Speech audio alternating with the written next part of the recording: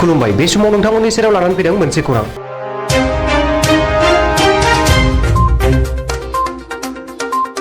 उदालगुरि जिल्लानि टंला दै बिफाननि 4,18,00,000 जाख्ल'ग्रानि दायनिगिरि टंला दै बिफाननि मावफुंगिरि इन्जिनियार सत्यराम कलिताया दिनै उदालगुरिनि उफ्रा गाहाय नायबिजिरसालिनि आदालताव गावखौनो गथायफैदों।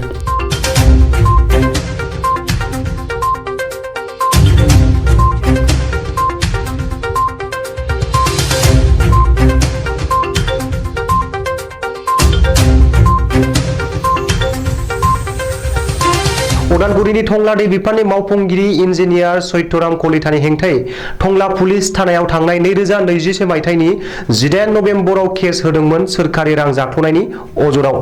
टंला पुलिस थानायाव बारग' आबादारि दैदेनगिरि पंकज असमियाया होदोंमोन कलितानि हेंथायै केसखौ।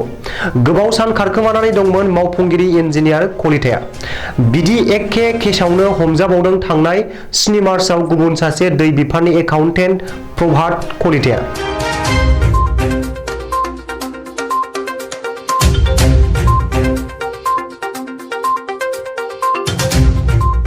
চাওক আমি যোৱা 18 নৱেম্বৰ তাৰিখে টংলা আৰক্ষী থানাত টংলা জলসিঞ্চন সংসদত সংঘটিত হোৱা প্ৰায় 4,18,00,000 টকাৰ যি আমানতৰ ধনৰ কেলেংকাৰী এই কেলেংকাৰীৰ বিৰুদ্ধে এটা গোচৰ ৰুজু কৰিছিলোঁ, এজাহাৰ দাখিল কৰিছিলোঁ আৰু তাৰ বিৰুদ্ধে গোচৰ ৰুজু হৈছিল।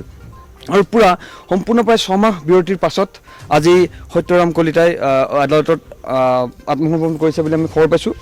এইখিনিতে আমি অসম চৰকাৰক আৰু অসম আৰক্ষীক ধন্যবাদ জনাইছোঁ এইবাবে যে অসম আৰক্ষী শেহতীয়াকৈ হ'লেও সত্যৰাম কলিতা গ্ৰেপ্তাৰৰ ক্ষেত্ৰত কিছু ব্যৱস্থা গ্ৰহণ কৰিছিল আৰু তাৰ বাবে হয়তো তেওঁ মানে আজি আদালতত আত্মসমৰ্পণ কৰিবৰ কাৰণে বাধ্য হৈছে। কিন্তু ইয়াতেই শেষ হৈ যোৱা নাই। এতিয়ালৈকে অসম চৰকাৰে বা অসম আৰক্ষীয়ে তেওঁৰ সম্পত্তি বাজেয়াপ্ত কৰাৰ কাৰণে কোনো ধৰণৰ পদক্ষেপ হাতত লোৱা নাই।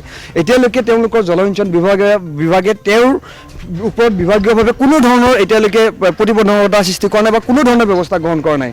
গতিকে আমি এজন গোচৰীয়া হিচাপে, ৰাইজৰ মানুহ হিচাপে, কৃষকসকলৰ প্ৰতিনিধি হিচাপে আমি এইটো বিচাৰিম যে এই কৃষকৰ তেজ চুহি খোৱা এই সত্যৰাম কলিতাৰ দৰে যিবিলাক ধুৰন্ধৰ বিষয়া আছে এওঁলোকক কঠোৰতম শাস্তি প্ৰদান কৰক, দৃষ্টান্তমূলক শাস্তি প্ৰদান কৰক, যাতে ভৱিষ্যতে কোনেও কৃষকৰ তেজ চুহি খাবৰ কাৰণে কোনো এজন বিষয়াই আৰু মানে তেওঁলোকে আৰু সাহস কৰিব নোৱাৰে।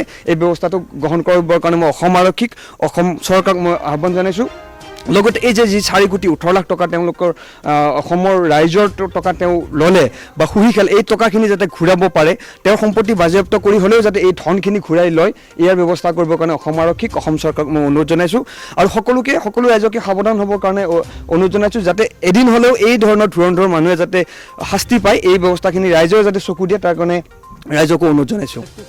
হয়, নিশ্চয় আমি সেইটোৱে কৈছোঁ যে অসম আৰক্ষীয়ে ক্ষীপ্ৰ তদন্ত কৰক। কেৱল এই আমানতৰ ধনৰ কেলেংকাৰী নহয়, আমি যিখিনি জানো সত্যৰাম কলিতাৰ পবিতৰা অভয়াৰণ্যৰ ওচৰত প্ৰায় বিঘা মাটিৰ ৰিজৰ্ট আছে, অন্যান্য বিভিন্ন সা সম্পত্তি আছে, নামে বেনামে তেওঁৰ বিভিন্ন আত্মীয়ৰ নামত বিভিন্ন ধৰণৰ সা সম্পত্তি আছে।